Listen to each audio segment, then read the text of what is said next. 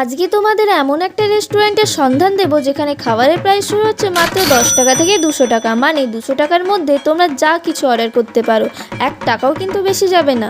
আগেই তোমাদের বলে দেয় এখানে জায়গাটা কিন্তু খুব ছোট, ছোটখাটোর উপর দিয়ে বেশ সুন্দর সাজানো ক্যাফেটা। তবে এই পুজোতে তোমরা সবাই চাইবে একটা ভালো রেস্টুরেন্টের সন্ধান পেতে, যেখানে খাবারের কোয়ালিটি থাকবে 100-র 100 আর দাম হবে পকেট ফ্রেন্ডলি। কি তাই তো?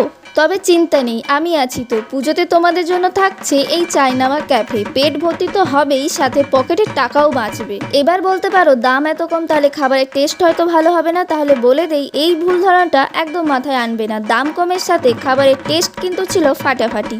আমি ওখানে গিয়ে অর্ডার করি চিকেন স্টিম মোমো, যার দাম ছিল মাত্র 80 টাকা, আর নিয়েছিলাম এগ চা, ওটার দাম ছিল 70 টাকা, আর নিয়েছিলাম চিকেন পকোড়া, যার দাম ছিল 6 পিস 100 টাকা। প্রতিটা খাবারই ছিল ফাটাফাটি, আর পকোড়াটা ছিল পুরো চিকেনের ঠাসা।